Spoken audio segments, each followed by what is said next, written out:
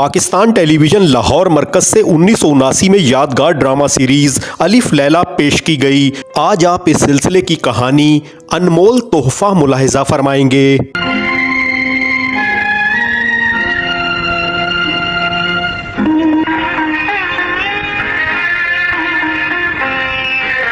मेरे बच्चों, तुम जानते हो कि मैंने बड़ी मेहनत और दयानत से इज्जत और दौलत हासिल की है। हम पर खुदा की बरकतें नाज़िल है। हमें किसी चीज की जरूरत नहीं। अब मैं बूढ़ा हो गया हूं और ये कारोबार का बोझ मुझसे उठाया नहीं जाता। मैं चाहता हूं कि इस दुनियावी कारोबार को छोड़कर तमाम जिंदगी याद इलाही में बसर कर दूं। मेरी दिली ख्वाहिश है कि तुम मेरे कारोबार को संभालो, लेकिन इसके लिए तुम दोनों को साबित करना होगा कि कौन इसका अहल है। वो कैसे बाबू? बेटा, तुम तिजारत करो। जो तुम दोनों में से ज्यादा मुनाफा हासिल करेगा वही मेरे कारोबार का अहल होगा। लेकिन अब्बा जान, हम तिजारत किस चीज की करेंगे? ये मैं नहीं जानता। ये अशरफियां हैं। लो, इन दोनों थैलों में बराबर बराबर की अशरफियां हैं। तुम जहां भी जाकर तिजारत करना चाहो जा सकते हो, लेकिन 6 माह के बाद तुम्हें वापस यहां आना पड़ेगा और तुम दोनों में से जो ज्यादा मुनाफा हासिल करेगा वही मेरे कारोबार का अहल होगा। लेकिन अब्बा, ये तो बिल्कुल बुद्धू है। तिजारत का इसको कुछ पता नहीं। अपनी बेवकूफी से कहीं अशरफियां खो देगा। आप इसके हिस्से की अशरफियां मुझे दे दे, मैं किसी कारोबार में लगा दूंगा। नहीं बेटे, ये नहीं हो सकता। तुम्हें तुम्हारे ही हिस्से की अशरफियां मिलेंगी। बेहतर अब्बा, लेकिन मैं कारोबार किसी दूसरे शहर में जाकर करूंगा। और अब्बाजान, मैं तो यहीं रह के तिजारत करूंगा। बाहर क्या रखा है? ठीक है बेटे, जैसे तुम दोनों की मर्जी। अब जाओ और सफर की तैयारी करो। बेहतर अब्बाजान, बहुत बेहतर अब्बाजान।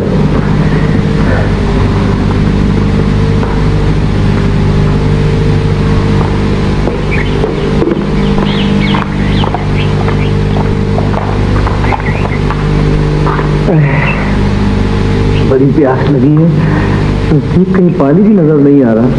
क्या करूं मैं? झोपड़ी, अगर ये झोपड़ी है तो यकीनन इसके अंदर कोई रहता भी होगा। मेरा ख्याल है यहाँ मुझे पानी जरूर मिलेगा।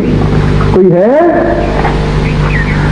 बेटा, किस बात से परेशान हो? बाबा जी, मुझे प्यास बहुत लगी हुई है। प्यास लगी है जी? तो पानी पिलाते हैं।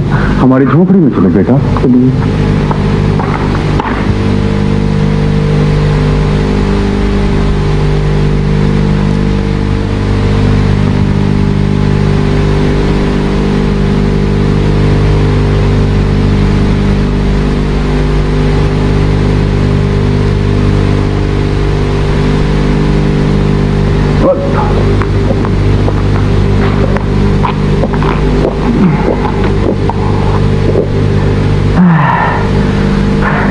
बहुत बहुत शुक्रिया। बेटा, भूख भी लगी होगी। हाँ बाबा जी, भूख तो लगी है। अगर आपके पास खाना हो तो मुझे खिला दें, मैं उसकी कीमत अदा कर दूंगा। नहीं बेटा, हम तुम्हें खाना जरूर देंगे, लेकिन उसकी कीमत नहीं देंगे। क्यों बाबा जी? खाने की कीमत क्यों नहीं लेंगे आप? बेटा, मुसाफिरों की खिदमत किया करते हैं, इससे खाने के पैसे नहीं लिया करते। इससे खुदा खुश होता है। तुम ऐसे करो, आराम करो, मैं तुम्हारे लिए खाना लेकर आता हूँ।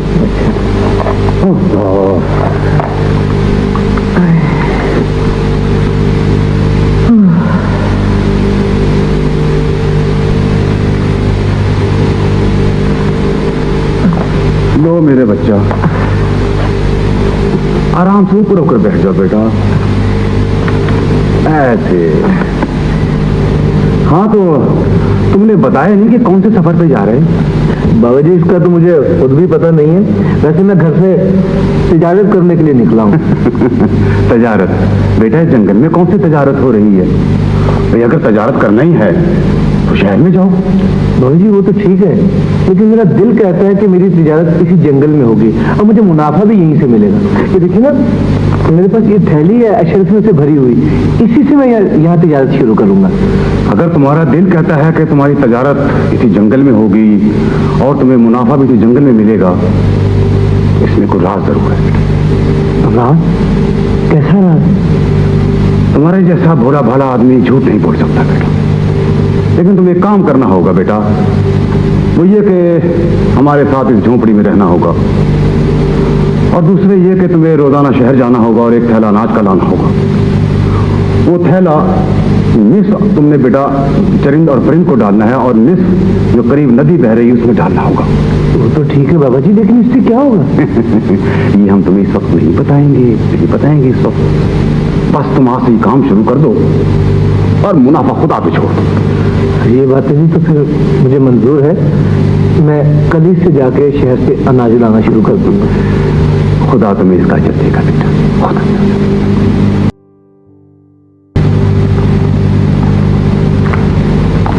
अस्सलाम वालेकुम। वालेकुम अस्सलाम। आइए भाई साहब। मुसाफिर हूँ, ठहरने के लिए जगह चाहिए। जगह जरूर मिलेगी। कितने रोज ठहरने का इरादा है? काफी दिन ठहरूंगा। मैं तुमसे एक बात पूछना चाहता हूँ। पूछो, जरूर पूछो। मैं जब से इस शहर में आया हूँ तमाम लोगों को उदास और परेशान देख रहा हूँ, इसकी क्या वजह है? क्या पूछते हो भाई, इस साल यहाँ बारिश की एक बूंद भी नहीं पड़ी, सारी फसलें सूख गई हैं। बस हम लोग इसीलिए सब परेशान हैं। तो तुम ऐसा करो, एक की बजाय मुझे 2 कोठरियां किराए पे दे दो। हाँ, जैसे तुम्हारी मर्जी। मेरी 2 कोठरियां वो पीछे खाली पड़ी हैं, वो ले लो। ठीक है, मैं यहाँ की मंडी से सारा अनाज खरीद कर एक कोठरी में जखीरा कर लूंगा और फिर मुंह मांगे दामों से फरोख्त करके ढेरों अशरफियां कमाऊंगा। अब मजा आएगा तिजारत का। अस्सलाम वालेकुम बाबा जी। वालेकुम अस्सलाम बेटा, आओ बैठो। बाबा जी ये मेरे पास आखिरी अशरफी थी जिसका मैं ये अनाज ले आया हूँ। अब बताइए मैं कल क्या करूँगा? अल्लाह मालिक है बेटा, तुम ऐसा करो कि ये आधा अनाज चरिंदर परिंद में डालाओ और आधा उस नदी में डालाओ। वो तो मैं कई माह से कर रहा हूँ जी, लेकिन मैं ये बताने आया था कि अब कल अनाज लाने के लिए मेरे पास कुछ नहीं है। सबर बेटा, इस काम में सबर की जरूरत है। ठीक है जी, आप कहते हैं तो मैं सब्र कर लेता हूँ, बाकी कल का इंतजाम अल्लाह करेगा। कल का इंतजाम तो अल्लाह करेगा, तुमने खुद कह दिया बेटा। अब जाओ, निस्फ दाना चरिंद और परिंद को डालाओ और निस्फ उस नदी में डालाओ। जी जा मेरा। वालेकुम अस्सलाम। जा मेरा बच्चा।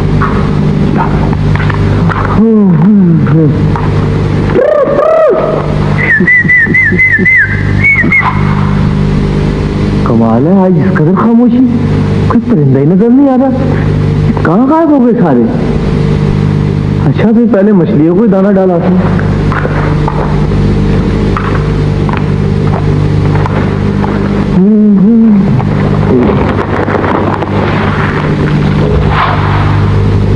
कमाल है, एक भी मछली नहीं आई। पहले तो जब भी दाना डालता था सारी मछलियां आ जाती थी और खूब खेल तमाशे करती थी। आज पता नहीं इनको क्या हो गया, कहाँ गायब हो गई ये सारी मछलियां?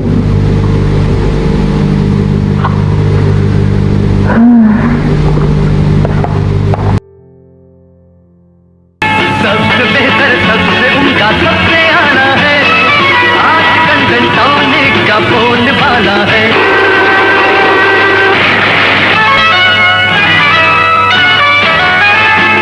जिसको देखो डंटोनिक का मतवाला है, आजकल डंटोनिक का बोलबाला है, आजकल डंटोनिक का बोलबाला है। Dentonic, with or without brush.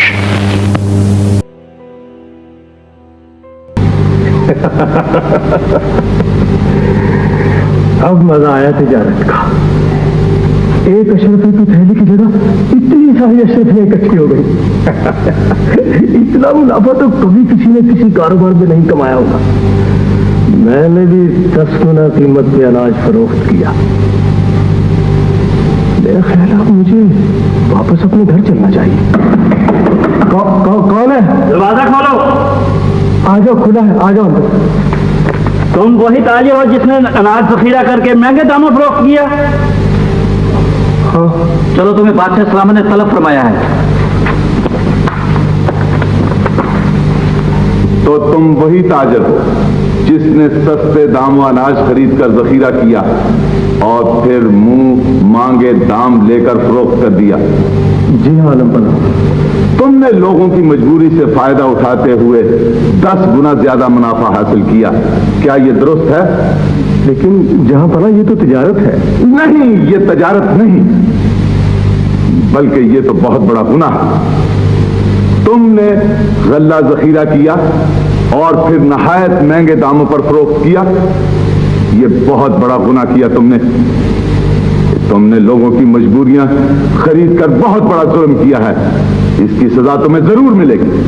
लेकिन जहां पना मैं परदेसी हूं। यही सोचकर हमने तुम्हारे लिए बहुत छोटी सजा तजवीज की है।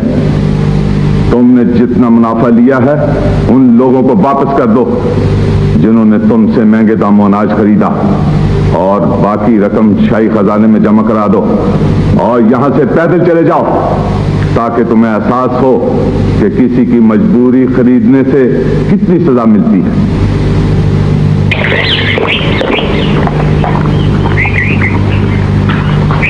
ओहो, बस बस बस बस, चुप हो जाओ मेरे प्यारे परिंदों, चुप हो जाओ। देखो ना, मैं तुम्हें कहां से अनाज डालूं? मेरे पास तो सारी की सारी अशरफियां खत्म हो गई हैं। तुम्हें क्या खिलाऊं मैं? तुम कौन हो? मैं इस जंगल की परी हूँ और तुम्हारे लिए ये खुशखबरी लेकर आई हूँ कि तुम्हें तजारत में बहुत मुनाफा हुआ है। मुनाफा? तिजारत में? मैंने तो कोई तिजारत ही नहीं की, तो मुनाफा कैसे आ जाना था?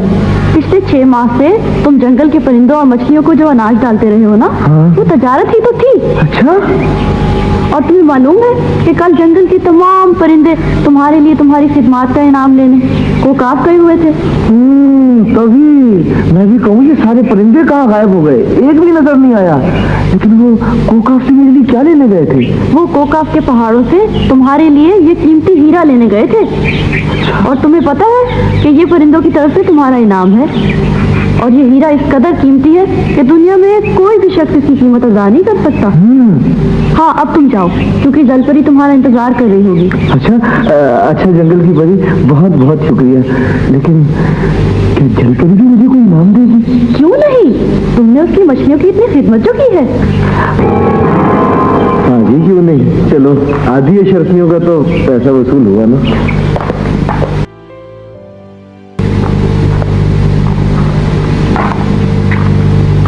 कमाल है, यहाँ तो कोई जलपरी नजर नहीं आ रही।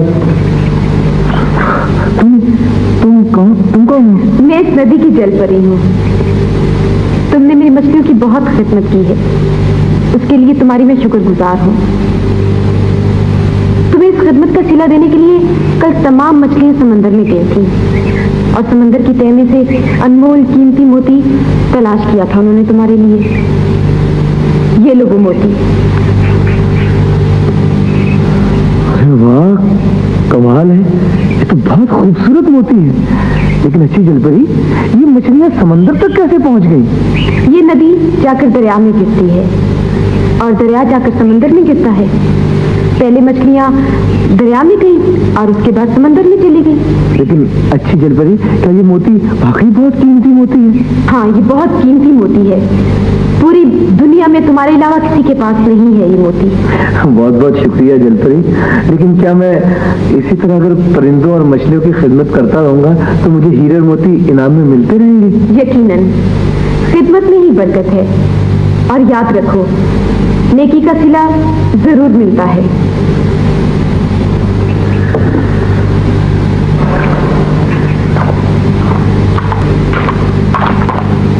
अरे भाईजान, आप इस हाल में? हाँ भैया, मुझे कारोबार में सख्त नुकसान हुआ, मैं कंगाल हो गया। तुम सुनाओ, तुम्हें कुछ मिला? हाँ भाईजान, मुझे तो बहुत कुछ मिला। मैंने ना 6 महीने तक मछलियों को और जंगल के परिंदों को अनाज खिलाया, उनकी बड़ी खिदमत की है। उससे खुश होकर जंगल की परी ने और जल परी ने मुझे ये हीरा और मोती इनाम में दिए। ये देखिए, हीरा और मोती, ये तो बड़ा कीमती है। हाँ जी, चलो घर चले, अब्बा हुजूर देखेंगे तो बहुत खुश होंगे। आप ऐसे कीजिए, अब मेरे घर से इंतजार कीजिए, मैं बाबा जी को सलाम करके आऊँ। हाँ जल्दी आना, मैं यही खड़ा हूँ। हाँ, जाइएगा नहीं।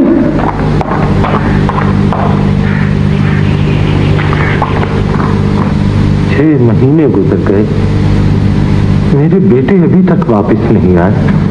आएंगे चाचा हुजूर? वो आ गए। अब्बा हुजूर मैं आ गया। और ये देखिए, आपकी दी हुई एक अशरफियों की थैली से मुझे किस कदर मुनाफा हुआ।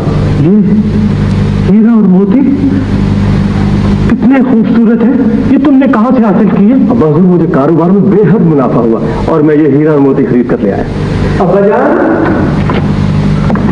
अब्बाजान, भाईजान झूठ बोल रहे हैं, ये हीरा और मोती तो मेरे हैं। देखा अब्बा हुजूर, मैंने कहा था ना कि ये अपनी अशरफियां कहीं गुम कर देगा, और देख लीजिए अपनी अशरफियां कहीं गुम कर रहा है और मेरे हीरा मोती को अपना कह रहा है। तुम्हारे पास क्या सबूत है इसका? अब्बाजान, ये दोनों चीजें मुझे जल परी ने और जंगल की परी ने तोहफे में दिए थे।